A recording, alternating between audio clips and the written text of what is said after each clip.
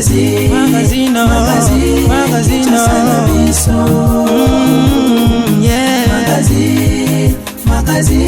Kinshasa na biso. Réalité ya banaki. Réalité ya banaki, réalité ya banakino. Buyukiti, buguyoka kaka. Kinshasa na biso. Kin eleki partout. KNB Kinshasa na biso. Kin eleki partout. Kinshasa eleki partout. Mikolo nezabino, pardon. Jima sala yolo raté. Ya on a bien yo. Jima mukende. Oumela. KNB. Kin eleki partout. Rien à dire, toi on a terre envié parce que Kin et l'équipe partout et l'osako et liboso ambongo mosanto azate c'est Lindon Kardasha ils sont ngolo bisous bye bana Kin ke bana jako zappé so kutanango KNB Telema qui chasse l'équipe partout Jimmy Mukendi Oumela KNB ko zappé te so kutanango check Ovandi. Très heureuse de retrouver Bino Lisusu Mokola Lelo. On a repéré Sabino l'actualité à Mboka dans le magazine Kinshasa na biso KND.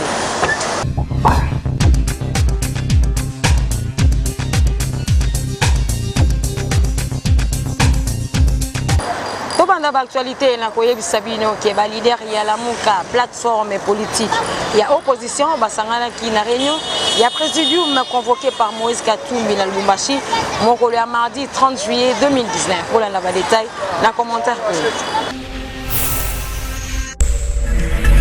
Leader, il y a la Mouka, plateforme politique, il y a opposition, Basangana qui Mokola mardi 30 juillet 2019 dans le Lubumbashi. Pona kolobi la crise Oyo ezali au sein ya la Mouka pe position na bango vis-à-vis na régime Oyo président de la République Félix Antoine Tshisekedi Tshilombo azali à la tête pe pona fin mandat ya Moïse Katumbi comme coordonnateur ya la Mouka atika ki bâton de commandement na Jean-Pierre Bemba Gombo Oyo azala qui représenté na Eve Bazaïba. Kasi Sengel Boebake après contentieux électoral na Bruxelles Oyo bazalaka ko bunde la vérité des urnes réclamant Martin Fayulu comme président légitime ya République, président légitime ya RDC, leader basangana ki lisusu pona kopesa position na la Mouka elongwa plateforme électorale et comme bongo plateforme politique. Dès lors babimisa ki Moïse Katumbi comme coordonnateur Oyo esengela ki na ye après 3 mois ya mandat Freddy Matungulu a succédé. Kasi Freddy Matungulu a tika quand ya la Mouka a rejoindre na régime en place. À l'issue, il y a réunion, il y a présidium, tout le monde qui bongo présence, il y a Martin Fayulu, Adolphe Mouzitou, Moïse Katumbi, PF Bazaïba Oyo a représenté qui Jean-Pierre Bemba. Au centre ya Masolo na bango, ba évaluer qui ensemble. Ba situation générale ya Mboka, ba fustiger pe ba dénoncer invalidation ya ba député na bango la cour constitutionnelle. Pe Martin Fayulu Langambu na ye alobi a kotika lutte ya vérité des urnes pe Adolphe Mouzitou alobi a ko soutenir ye. Kasi pona perte pe absence ya Freddy Matungulu pe Moussa Nyamwisi bakinoa mingi ba pesi point de vue na bango ngambo mususu ba souhaiter bonne continuité na la Mouka pe ngambo mususu ba traiter la Mouka balobi ezali comme équipe ya Léopard na CAN après échec ba joueur nyonso esengeli bazonga na ba club respectif na bango Kinshasa et l'équipe partout. La même actualité, nangambu ya la Mouka, ba maman ya MLC pour na bango bazali très satisfait ya koyoka nouveau coordonnateur ya la Mouka président ya parti na bango Jean-Pierre Bemba Gombo na yango balobi à peine la Mouka ici président. Ba maman Jean-Pierre Bemba to uti na chango toza ba veve tozaka tango nyonso esengo pona mwana na biso. To lembara ete ata ndenga zaki na pasi biso tozo ya kolala awa na ba prière bongo lelo na tongo kana kati ya bisi toyoki na radio ke mwana na biso akomi coordinateur ya la Mouka et sengwezo continuer kaka ata to koti mabele me o batikali sima ba ko continuer ka musala po oyo eza parti na biso ya makila na sepeli kaka ndenge président na biso Jean-Pierre Bemba akomi coordonnateur Vraiment, toza vraiment nesengo makasi, to s'attendaki qu'un jour azwa place oyo poste oyo yango to sepeli vraiment biso ba mama toza simana ye tozo soutenir ye pona mwana wana na sepeli makasi. Mwana wana to moni passe biso pe ba mama to bunda bitumba pona mwana wana. Tolala kate. Toza na posta to mona papa Jean-Pierre Bemba. Aya biso ba mama to solo na ye po to sepela. To sepeli makasi na mukonzi oyo ezo matela kaka epo ezali aye. Mais to sepeli esengo makasi na kala la muka lokola komi na place na ye ya kosala na président la muka to sepeli. Eza pe pa na la muka pamba te. De la république nyonso. Ba bokonzi eza bokonzi na ye. Abundi ngonga pe ya ata musamboka ekoki. Nde yango wana nga na sepela za coordonnateur atambola bisika nyonso bato bamona ye ba mamo ya solo po ba mama lokuta pe bazali po biso toza ba mamo batia mutuna na babisi okaka so oki mama moko babomi ko na ngai bontamba Bernadette na uta mbanda kakuna na yakata bofingi wana nga pe na jongisi ya bewana bolobi bona na utilizo yango mwa français na tanga kakuna na tene mbanda nde yango na sepeli loko les officiels atamola bisika so naza na posta na sola ne mbunza na biso premièrement eza honneur po ya biso MLC omona ke président national Jean-Pierre Bemba mwana mboka Igwe oyo azali somi munene na kati ya école oyo kozwa poste wana ya coordonnateur na kati ya coalition Lamuka to sepeli mingi na poste wana ya coordonnateur na kati ya coalition Lamuka toza na elikia ke biso ba mama to kotia ye maboko ti na suka na o nyonso tu ye azosala vraiment epesi esengo mingi na ba mama komona ki président national Jean-Pierre Bemba mwana mboka somi ya ekolo azui bokamba miwana po ya koyeba kotambola bisika nyonso ya bakwe ya 4 kwa ya mboka na biso ya RDC po ya kokutana na population na po ya kosolola na tina o etali bisanga ya coalition ebengami Lamuka. Toko bana actualité Sengel Baki président de la République na séjour na na Nigeria a solo la kina ba ressortissant congolais oyo bavandaka na Nigeria apesaki bango confiance et assurance ici bango que vraiment gouvernement oyo ekobima kalate et ko travailler uniquement pour l'intérêt ya peuple congolais nyonso.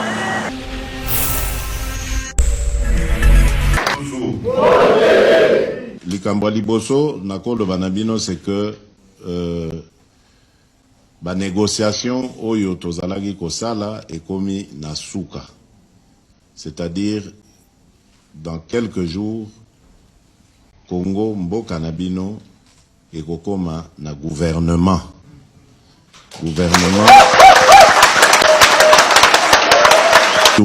wana ezali gouvernement ya coalition ekozala une grande première na histoire mboka na biso na ndenge que ba élection esalemi epesi coalition. Tina ya coalition wana eza nini? Ndenge bino moko boyebi depuis le mois de janvier o eleki bandeko na biso bana mboka ba votaki ngai nazala président de la République. Vision oyo ngai na kopesa na gouvernement pona gouvernement ekoka kosala mosala. Alors, na mosala na gouvernement kosala, boyebi bino moko mokano na biso, boyebi bino moko mot d'ordre na biso, boyebi bino moko projet na biso, ezali le peuple d'abord.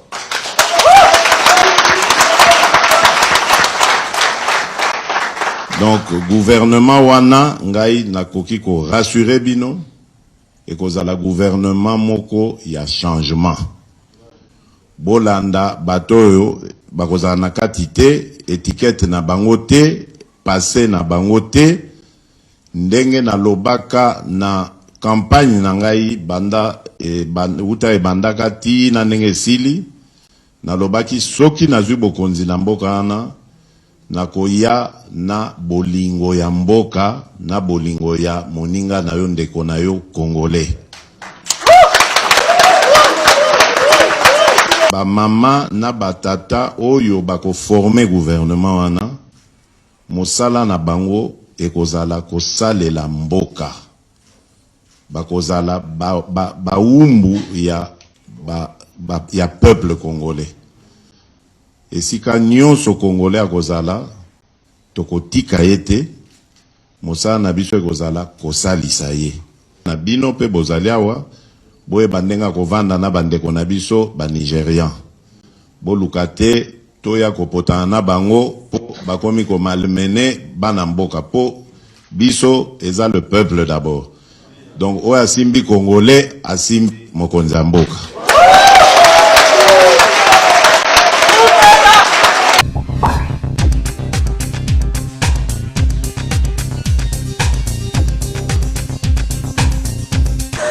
Rentrée scolaire zali bongo ko s'annoncer papa maman place pe biloko ya malonga ya kosombela bana na bino pona classe za 4 kana Betesco. Rentrée scolaire 2019-2020 oyo en tout cas papa maman Betesco a meme bino ba gamme ya produit na ye ya kitoko botala lolenge nini bakaye oyo ya 2019 eko sepelisa bana eko pesa bana réussite na ndenge nini na couverture na yango ya kitoko pe ya makasi ata mwana ya poleli mbula kaye eko panzana nango te akosala na kaye na ye ane mobimba. Pe bakaye yango ezali ya bagram nyonso ezali na ndakisa lokola 100 feuilles 48 feuilles 18 feuilles na boende na sima ya couverture ya bakaye nyonso ya Betesco ezali na ba dessin oyo a dessiner ba gamme nyonso ya produit Betesco pe miliki Apollo longwa wana yaka lisusu na Juliette Nelson pe bino moko botala lolenge nini Pichard Diamond oyo ezali na misunye belé na kati ndenge nini ba dessiner yango kitoko na elengi na couverture ya bakaye oyo ya Betesco. Kasi Betesco azali kosunga bana pe ba parents pe ba utilisateur nyonso tala lisusu Bic na kombo ya Bic Simba oyo ata okwesi yango mbala ibele e kokomala yango kaka pe encre na yango ezali makasi pe umelaka. Bakaye oyo tozana bakaye à 100 feuilles babenge bakaye de brillant tozana bakaye à 48 feuilles quadrillé na lignée tozali pe na bakaye à 24 feuilles quadrillé na lignée et surtout bakaye à 12 feuilles quadrillé lignée nyonso ezali na magasin Betesco boya mbango somba po stock eza limité ou boyebi ka bakaye Betesco ou melata molaité yo pas responsable yaka no ko somba bakaye no Betesco na magasin central oye na zanda munene uluki Olela, bah ebi sur place à Olela, en face la place à Olela, au moins magasin Betesco ezali wana, ezali côté kabakaye, na prix de gros, bah bien na prix de gros ezali prix à moins cher. Oye que permettre yo son ba carton et bela bakaye, oh nous côté que ça ba douzaine na cité. Occasion yango yo commerçant, yo ta boutique, yo ta alimentation, ya kamba ngo son bakaye, arrivage c'est yaki, ya mbalo za ba arrivage qui togo leka bambula ebele et puis qualité bakaye oyo zaka na Betesco. Betesco asali bino surprise mbula oyo. Ayena ba stylo kitoko oyo leki ba stylo nyonso stylo oyo ata ekwei stylo zokoma exemple yango biso linga pratique nazobwaka stylo oyo na ciment et pe na kozwa ngo na combinaison na kaye zokoma e ba stylo mususu so obwaka ngo na ciment ekekoma te ezali kolakisa ke Betesco ayino qualité ba stylo kitoko abengi stylo Simba ezali lion oyo ezali mbisa makasi oyo ezali nkoi oyo ezali mbisi oyo nyama oyo azaka nyama makasi na kati ya zamba yango topesi ba stylo oyo stylo Simba kasi ezali nango place ya kobunga te papa maman pour la rentrée scolaire oyo tozali kobeta sete kaka kitape kota na ma magasin ba boutique nyonso oyo ezali koteka produit ya Betesco sombela bana na yo en tout cas sala na yo fourniture scolaire na moins cher.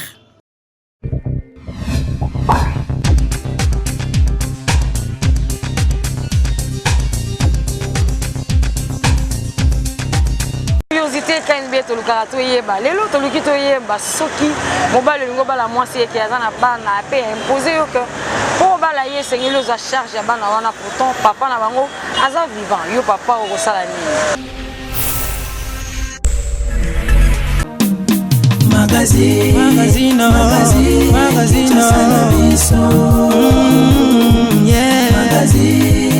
Magazine Kinshasa na biso réalité ya bana ki réalité ya tant olingi de soso il faut linga na ba makina ye yango na za da sike nde tinga pe nde na zape boye na zape na mosi na ndako mwasi oyo naza na ye nazwaki aza mpe dasi na bana mibale nga mpe nabotaka na mwasi mosusu tokabonaka donc mwasi oyo tokabona mwasi nanga oyo ya liboso tokabonanga na ye wana mobali mosusu mpe azwa ye namonaka soki pa na bana oyo anga na mosusu kitoko komi tele kaki wi bana parce que baza bana na ye baobenga ye papa ndeti nga mpe nazwa oyo wana donc tozala na biso mpena mare moral makambo nyonso eza nango normal sikoyo nayi na bango mpona nini mpo oyo koyela biso elobi toyebi te moto asongaka moto ayebanaka te ntango toboti bana mwana nga na boti so nakomo néglige eseke na néglige mpe mwana mosusu alors mpo na conseil nakozwa bana wana en charge mpo moto asundeli bango eteya ye ke kanga ke bota koto musa bano ke bana batundula bango te po bana wana ako perdre bango ou bien pe ako perdre bango na vie pona libela mais mutu mutu sa bénéficier mais baza makila na ye parce que lingi moso boye bana oza moboti ta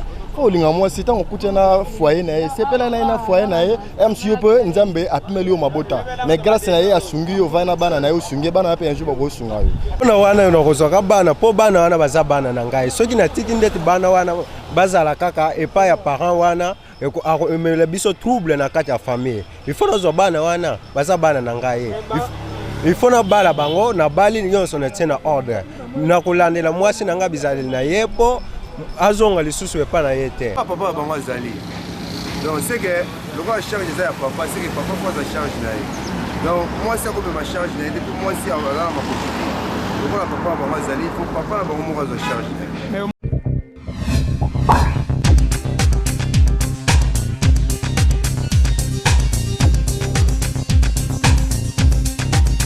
La première dame de la République, Maman Denise Nyakeru, étant que maman a invité Kibana Nyonso au bazar qui lauréat et avec examen l'État 2018-2019 pour la féliciter Bango Bolanda.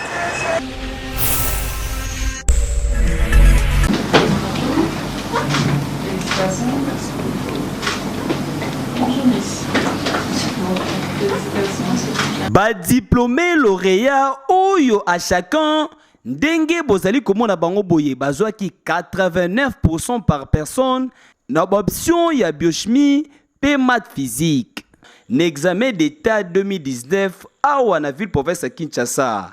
Lelo tozali mercredi 24 juillet 2019, première dame de la République Denise Nyakeru Tshisekedi ayambi bango na cité de l'Union africaine. Lokola mama nyonso apronaka ba vraie valeur pona bana na ye éducation oyo ezali parmi ba axe Fondation Denise Nyakeru. Bakoti ensemble na ba parents na bango bandeko bavandi. Première dame de la République a échangé na bango avec impact pays idéologie.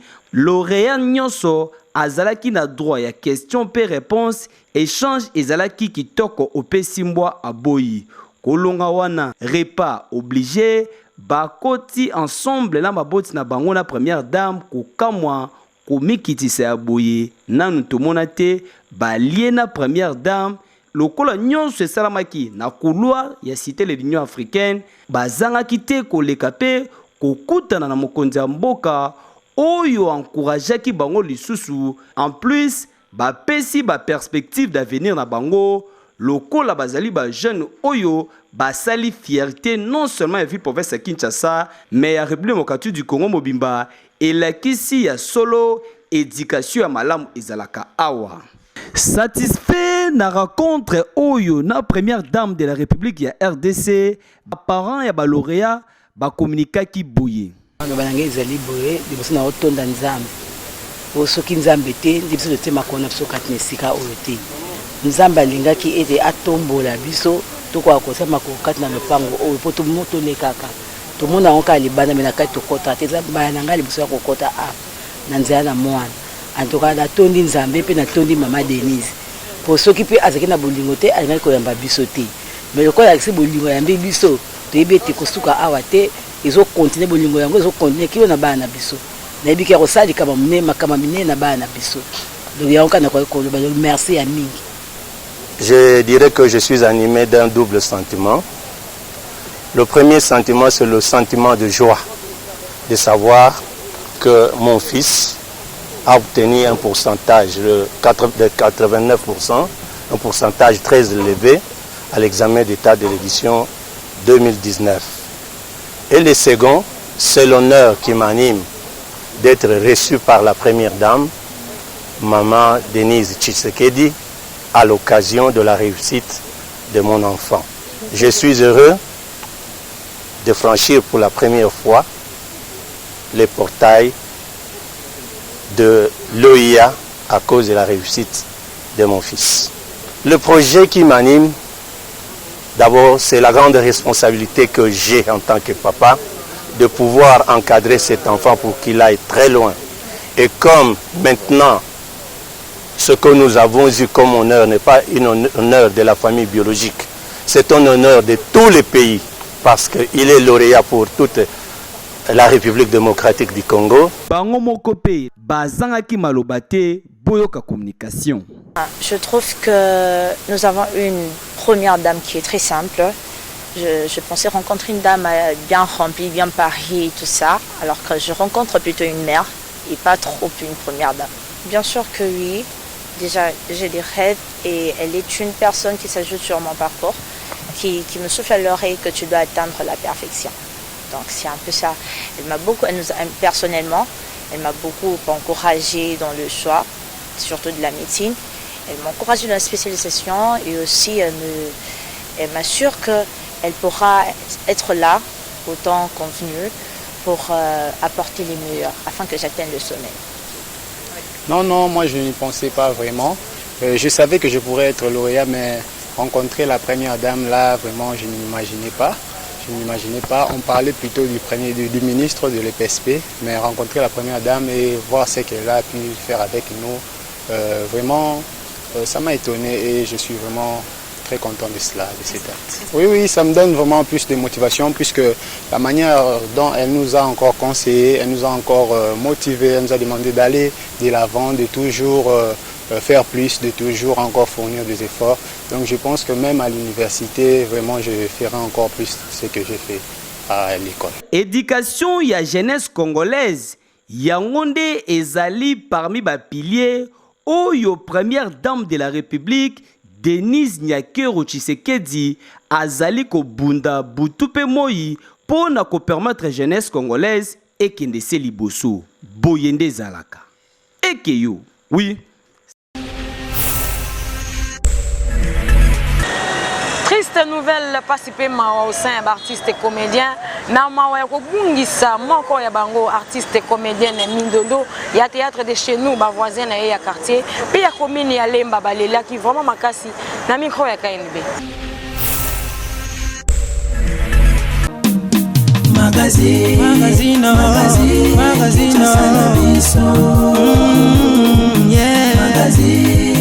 Magazine Kinshasa na biso réalité ya bana ki bon eza biso mwa pasi depuis to ka ki songa na 5h en tout cas koleleza na mitema tisiko mutema eza na kimia te ndenge to bungisi te kokanisa eloko nga aza nango souvenir pona ye bola moya aza nango asekaka na mukolo na mwana mukie et puis azalaki na kei makasi na bato akabolaka te ayeba yo ayeba ote azoza okaka ndeko na ye pene na ye eloko azaki nanga malamu koleka yango wana oyo toza nango tisiko na mitema Mindondo akufi epesi biso pasi yango tovandi towana matanga mawa ya na biso mwa malamu ya boboto asola bien apesi biso pasi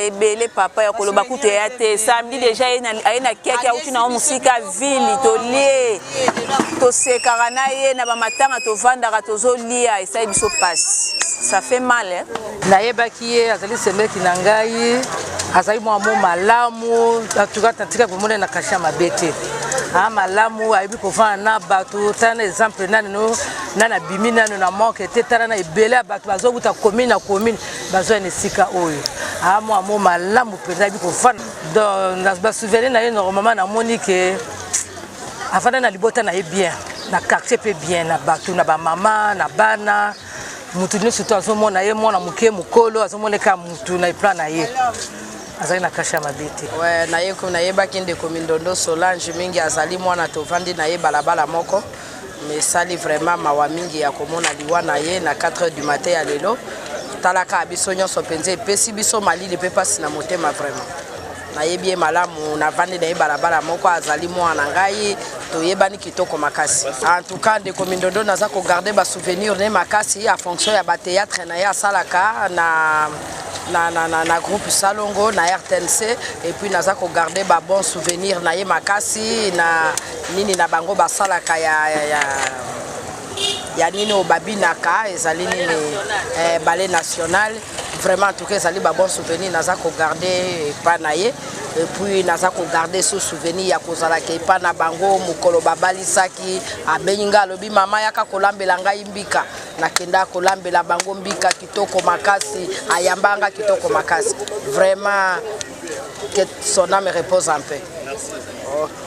En tout cas témoignage ya mwana wana esepelisi ngai makasi kosepela na ngai eza lokola ki akufite mais na moni Zamba akutia ye na tolo ya Abraham po aza na témoignage malamu akabaka asipilaka na bato et puis atiki libota mobimba na pasi ezala ngai moto na mesani na yete kaka komonu na mona kai meme na matanga mama na ye asipilisaki ngai makasi atiki pe libota na shock mais na yebisi Nzambe na ngai atia ye na tolo ya Abraham.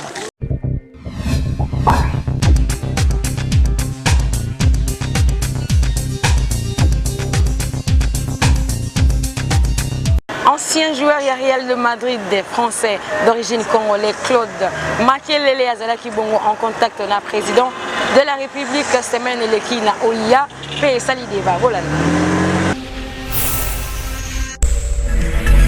Le président de la République Antoine Félix Tshisekedi Tshilombo ayambaki semaine eleki entraîneur français d'origine congolais Claude Makelele na cité de l'OIA.